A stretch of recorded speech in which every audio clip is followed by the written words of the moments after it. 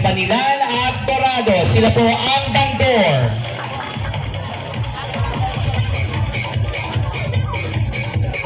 So, kayo po ay kakaway dito sa itaas at pakita ang iyong mga beautiful smiles.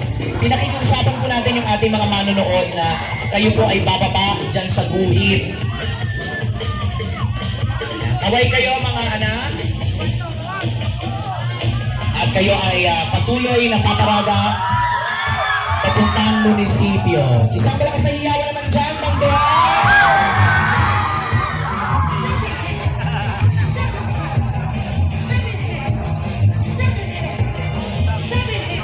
Doon po sa mga kasama nung barangay bandor, sunod na po kayo. Ayan. Pasalubungan po natin ang pagpasok ang mga mananayaw mula sa barangay Burgos at Gonzales. Ang Bursales!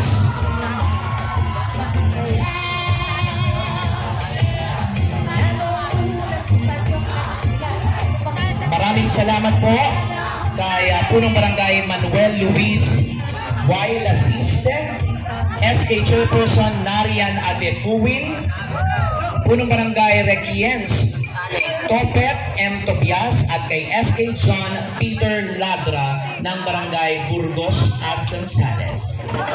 So pinakikiusapan po namin yung mga naka-violet na yan. Atras po kayo. SK, alam kong ikaw yan.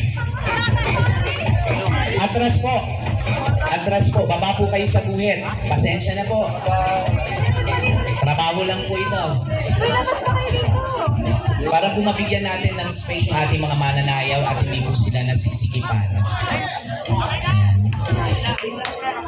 Bigyan lamang po ako ng senyas.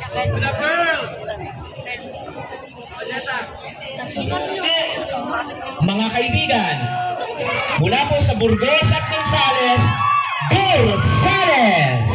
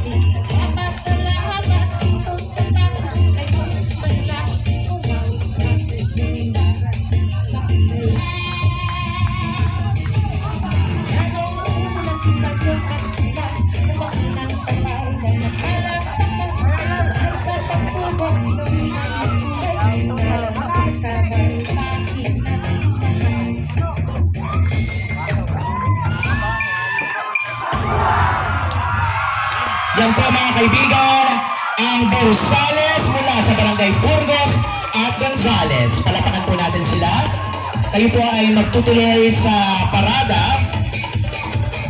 At syempre, kayo rin ay kakaway dito sa mga huradong nasa itaas. Maraming salamat kay SK. Sa mga sangguniang tagataan, mga Bursales.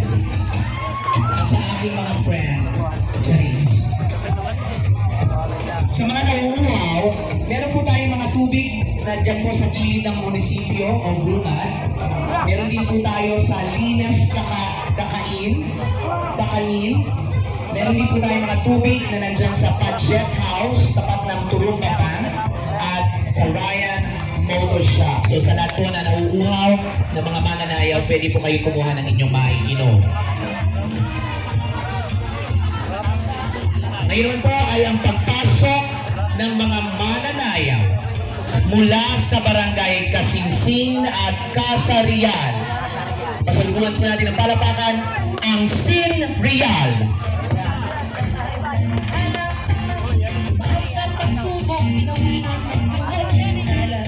Salamat po sa punong barangay Rolando P. Rino